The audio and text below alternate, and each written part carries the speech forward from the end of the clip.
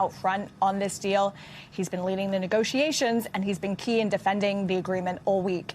As you mentioned, the talks overnight, the talks this weekend have been postponed. We don't yet know when those are going to resume. But he's also taking the president's comments lightly about what the impact on his political future could be. The president had joked about Vance being held responsible for what would happen. Take a listen to what Vance said yesterday.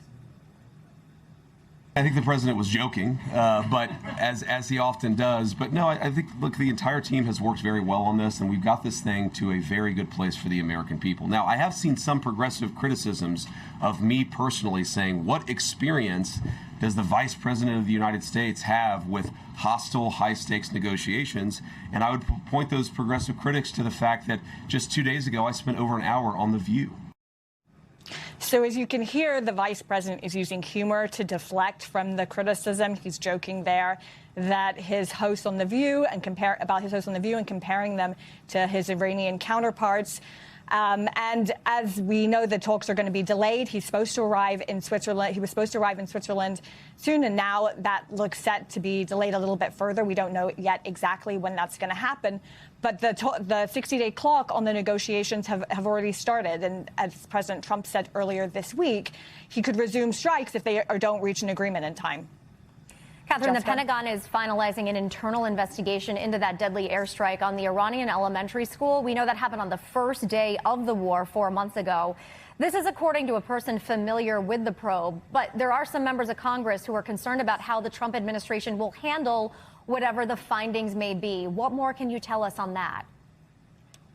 So that investigation was one of the deadliest moments of the war for civilian casualties. There were around 170. It struck children.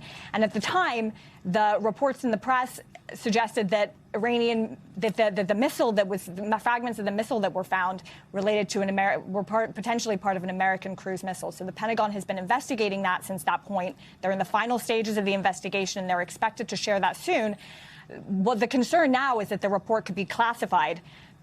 Just earlier this week, the president was asked about the report. It's been several months in the making, and he said, quote, "Mistakes are made, war is nasty," and punted questions about the upcoming report to the Pentagon.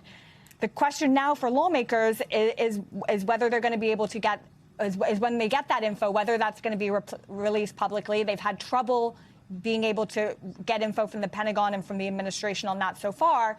And so they're wondering what exactly the public is going to be able to find out about what happened on that deadly day. All right, Catherine Doyle.